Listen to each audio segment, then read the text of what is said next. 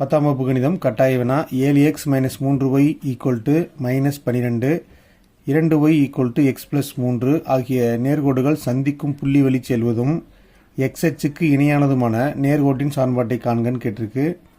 அப்போ இங்கே கணக்கில் என்ன கொடுத்துருக்கு அப்படின்னு பார்த்தா, இந்த இரண்டு நேர்கோடுகளும் சந்திக்கும் புள்ளி வழி செல்வதுன்னு கொடுத்துருக்கு. அப்போ இரண்டு நேர்கோடுகளும் சந்திக்குதுன்னா இரண்டு நேர்கோடுகளும் ஒரு இடத்துல வெட்டி கொள்ளுது. அப்போ வெட்டி கொண்டால் நம்மளால் வெட்டும் புள்ளி கண்டுபிடிக்க முடியும். அப்போ இந்த இரண்டு நேர்கோடுகளையும் இரண்டு சான்பாடுகளாக வச்சு அந்த இரண்டு சான்பாடுகளையும் தீர்த்து எக்ஸ் ஒய் கண்டுபிடிக்க போகிறோம். வெட்டும் புள்ளி வழி செல்வதும் மேலும் எக்ஸ் அச்சுக்கு இணையானதும். அப்போ எக்ஸ் அச்சு எப்படி இருக்கோ அதுக்கு இணையாக தான் இந்த கண்டுபிடிக்க வேண்டிய நேர்கோடு போகுது. அப்போ எக்ஸ் அச்சுக்கு இணையாக இந்த வெட்டும் புள்ளி வழியாக செல்லுது ஒரு கோடுன்னு வச்சுக்கோங்க. அப்போ இந்த கோடு தான் அது. அப்போ எக்ஸ் அச்சுக்கு இணையாக இருந்தால் நேர்கோட்டின் சான்பாடு நமக்கு ஃபார்முலா இருக்குது. அப்போ எக்ஸ் அச்சுக்கு இணையான நேர்கோட்டின் சான்பாடு y = b. அப்போ இந்த எக்ஸை வந்து ஏன்னு சொல்கிறோம், இந்த ஒய்யை பின்னு சொல்கிறோம். அப்போ பிக்கு பதிலாக இந்த ஒய்யை பிரதிட்டா நமக்கு தேவையான நேர்கோட்டின் சான்பாடு கிடைச்சிரும். இதை நம்ம சான்பாடு 1 அப்படின்னு வச்சுக்கலாம். சான்பாடு 2 வந்து மாறி இருக்குது, அதை நம்ம சரி பண்ணணும். அப்போ நம்ம ஒய்யை இந்த சைடும் நம்பரை இந்த சைடும் கொண்டு போகிறோம். அப்போ +3 இந்த சைடு வந்தால் -3 ஆகும். எக்ஸ் அப்படி இருக்கட்டும். 2y அந்த சைடு வந்தால் -2y ஆகும். இப்போ இதை ரிவர்ஸ் பண்ணிக்க போகிறோம். ஃபஸ்ட்டு எக்ஸு அப்புறம் ஒய் ஈக்குவல் டு கான்ஸ்டன்ட். இது சான்பாடு 2ன்னு வைக்கிறோம். இப்போ எக்ஸை நம்ம சைடு கொண்டு வந்தால் -xன்னு ஆகும். ஒரு நேரிய சான்பாடு வந்து ப்ளஸில் தான் இருக்கணும், அதனால் நம்ம இந்த மாதிரி கொண்டு வரோம். இப்போ நம்ம சான்பாடு 1ஐயும் 2ஐயும் தீர்த்து விடை கண்டுபிடிக்கலாம். தீர்க்கும்போது நம்ம கூட்டலாம் அல்லது கழிக்கலாம். அப்போ கூட்டினாலோ கழித்தாலோ எக்ஸோ ஒய்யோ கேன்சல் ஆகணும். அப்போ இங்கே பாருங்கள் 7x, இங்கே 1x, இங்கே 3y, இங்கே 2y. அப்போ கூட்டினாலும் கழித்தாலும் கேன்சல் ஆகாது. அப்போ நம்ம எக்ஸையோ ஒய்யையோ சமப்படுத்தணும். அப்போ இங்கே 7x இருக்குது, இங்கே 1x இருக்குது. அப்போ 1ஓட 7 பெருக்குனா 7x வந்துடும். சமமான பிறகு இதை கழிச்சா விடை வந்துடும். அதனால் சான்பாடு 2ஐ 7ஆல் பெருக்க போகிறேன். சான்பாடு 2ஐ 7ஆல் பெருக்கிறோம். அப்போ 7 × x 7x, 7 2 14 y, 7 3 21. இதை சான்பாடு 3 அப்படின்னு வைக்கிறோம். இப்போ நம்ம சான்பாடு 3ஐயும் சான்பாடு 1ஐயும் கழித்தா விடை வந்துடும். அப்போ சான்பாடு 3லிருந்து 1 கழிக்க போகிறோம். அப்போ ஃபஸ்ட்டு 3 எழுத போகிறோம், அடுத்ததாக 1 எழுத போகிறோம். இப்போ நம்ம கழிக்கணுன்னா குறியை மாற்றணும். அப்போ ப்ளஸ்ஸாக இருக்கிறத மைனஸாக மாற்றுறோம், மைனஸாக இருக்கிறத ப்ளஸ்ஸாக மாற்றுறோம், மைனஸாக இருக்கிறத ப்ளஸ்ஸாக மாற்றுறோம். இப்போ +7xல் -7x கழிச்சா 0, இது 0 ஆயிரும். இதை கவனிச்சிங்கன்னா -14y + 3y.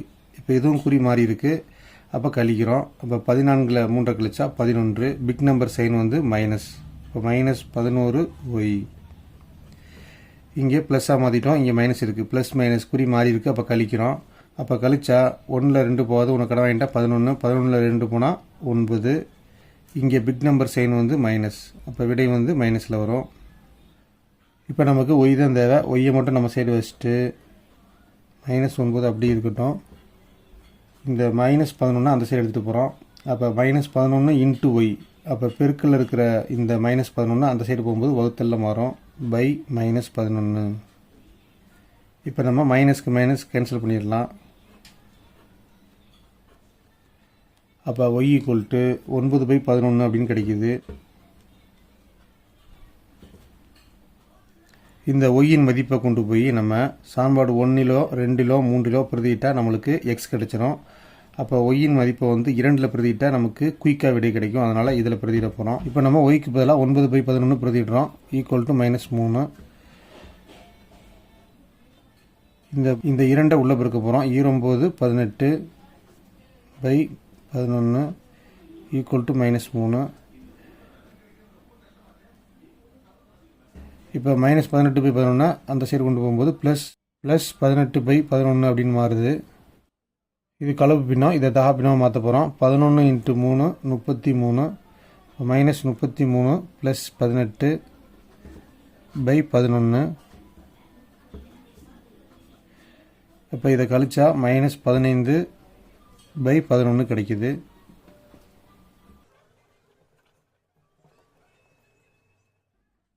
அப்போ வெட்டும் புள்ளி x, y equal to -15/11 comma 9/11. X அச்சுக்கு இணையான நேர்கோட்டின் சார்பாடு வந்து y = b. இந்த y = b அப்படிங்கிறது இந்த புள்ளியை டச் பண்ணிட்டு போகுது, வெட்டும் புள்ளியை டச் பண்ணிட்டு போகிறதுனால எக்ஸ் வந்து ஏயா இருக்கும், ஒய் வந்து பியா இருக்கும். அப்போ இங்கே நம்ம கண்டுபிடிச்ச புள்ளியில் ஃபஸ்ட்டு புள்ளி எக்ஸ் வந்து ஏ, இரண்டாவது புள்ளி பி. அப்போ இதில் நம்ம என்ன பிரதியிட போகிறோம் அப்படின்னா பிக்கு பதிலாக 9/11 அப்படின்னு பிரதியிட போகிறோம்.